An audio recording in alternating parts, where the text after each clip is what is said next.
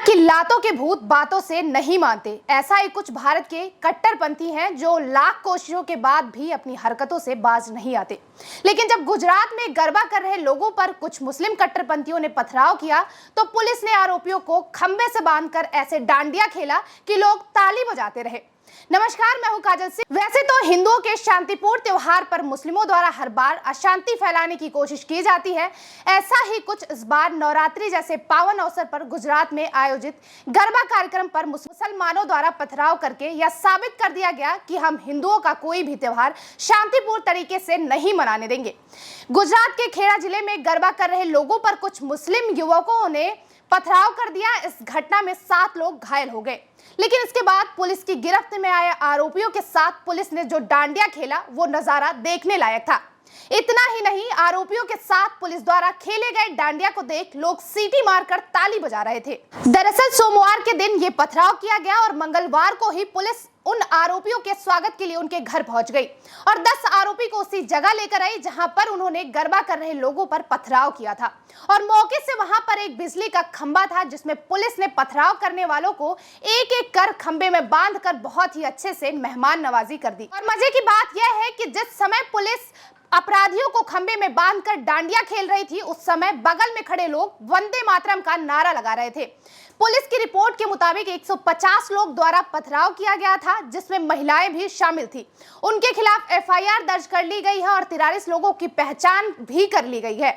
घटना के बाद गांव में भारी पुलिस बल तैनात किए गए हैं और पिटाई के बाद आरोपी पुलिस के सामने गिड़गिड़ाते नजर आए और वहां मौजूद गांव के लोगों से माफी भी मांगी। गौरतलब है कि यह कोई पहला मामला नहीं है जो कि गुजरात में हुआ। ऐसे कई सारे मामले, अगर सूरत की हम बात करें तो मुस्लिम बाउंसर ने अपना हिंदू नाम बताकर पंडाल में घुस गया, लेकिन जब सच्चाई सामने आई तो बजरंग दल के लोगों ने इसका विरोध किया। रिपोर्ट के अनुसार इस कार्यक्रम में सिर्फ काम करने के लिए हिंदुओं को ही रखा गया था, क्योंकि नवरात्रि हिंदुओं का त्योहार है और लोगों की धार्मिक भावनाएं भी इस त्योहार से जुड़ी हुई हैं। ऐसे में किसी अन्य धर्म के व्यक्ति के शामिल होने का कोई औचित्य ही नहीं था। इस घटना की जानकारी रखने वाले बजरंग दल के कार्यकर्ताओं ने कहा कि अगर वे हलाल अर्थव्यवस्था को केवल मुसलमानों तक सीमित रख सकते हैं तो हम भी कर सकते हैं। नवरात्रि एक हिंदू त्योहार है और गरबा नित्य हमारी देवी देवताओं की पूजा का एक रूप है। गौरतलब है किसी मांसाहारी प्रोडक्ट के हलाल होने का मतलब यह होता है कि जानवर को मुस्लिम द्वारा ही काटा जाना। यदि किसी और के द्वारा काटा जाता है तो इससे गैर हलाल बताते हैं। सबसे बड़ी बात यह है कि हलाल और गैर हलाल उत्पाद के चलते सभी बूचड़ खानों में केवल मुस्लिमों को ही नौकरी पर रखा जाता है। इसका कारण यह है कि कोई भी हलाल और गैर हलाल के लिए अलग अलग बूचड़ खाने खोलना अपेक्षाकृत महंगा साबित होगा। मांस उद्योग कोई छोटा मोटा उद्योग नहीं है। वास्तव में यह अरबों डॉलर की कमाई वाला उद्योग है जहां सिर्फ हलाल मांस के लिए मुस्लिमों को काम पर रखा जाता है। इसी हलाल सर्टिफिकेशन के चलते ऐसे लाखों लोग, खासतौर से दलित वर्ग के लोग जो परंपरागत रूप से कसाई का काम करते आ रहे हैं, उनकी रोजी रोटी छिन गई है। यहाँ एक और बिंदु यह भी है जिस पर विचार करना आवश्यक है।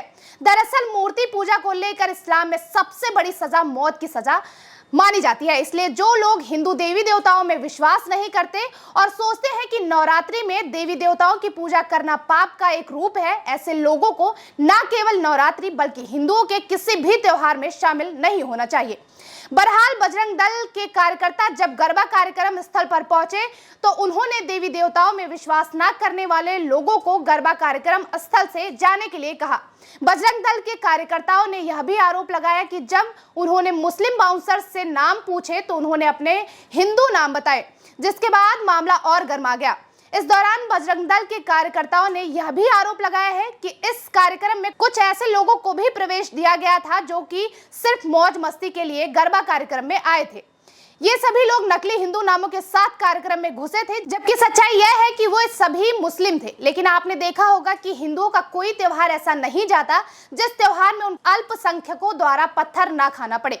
यानी हिंदुओं के त्योहार और हिंदुओं को लगातार टारगेट किया जाता है और ये बात किसी से छुपी नहीं है। और जिस तरह से अल्पसंख्यक के नाम पर हिंदुओं पर लगातार कट्टरपंथियों द्वारा कहर बरपाया जा रहा है, उन घटनाओं को अगर हम गिनाने लग जाएं तो काफी लंबी लिस्ट है। लेकिन कुछ घटनाएं ऐसी भी हैं जो आप सबके सामने आनी चाहिए और आप लोगों को भी इस बात का पता चल सके कि आखिर हिंदुस्तान में मुसलमान कितने डरे हुए हैं। आपने देखा होगा कि किस तरह राजस्थान के करौली में शोभा यात्रा पर पथराव किया गया था और हिंदू घरों को जो है टारगेट करके उन पर आगजनी की गई थी, उन घरों को आग के हवाले कर दिया गया था। उसमें कई सारे लोग जो है जख्मी भी हुए थे। और अगर आपको बता दें कि जिस तरह से जहांगीरपुरी में भी हनुमान जन्मोत्सव के दिन जिस तरह से शोभा यात्रा निकली थी, उस दौरान भी मुस्लिमों की भीड़ ने हिंदुओं पे पत्थरबाजी की थी, जिसमें कई सारे लोग घायल हुए थे और हिंदुओं के घरों को टारगेट करके उनको जलाया गया था और गाड़ियों को भी जलाया गया था, या यहाँ तक कि पुलिस को भी मुस्लिमों ने बख्शा नहीं था। ऐसी ही घटना जो है मध्य प्रदेश की है। वहां मध्य प्रदेश के खारगोन में भी मुस्लिमों की भीड़ द्वारा शोभा यात्रा पर पथराव किया गया था और कई सारे हिंदुओं के घरों को आग लगाया गया था। यहाँ तक कि जो हिंदू घर थे उनके घर की स्त्रियों को जो है निशाना बनाकर उनके साथ दुष्कर्म करने की भी कोशिश की गई थी। खैर, इस पूरे वाकया को लेकर आप क्या सोचते हैं? क्या इन सब घटनाओं को सुनते हुए भी और देखते हुए भी क्या आपको भी लगता है कि हिंदुस्तान में मुसलमान डरा हुआ है? हमें कमेंट बॉक्स में जरूर बताएं। जय हिंद, जय भारत।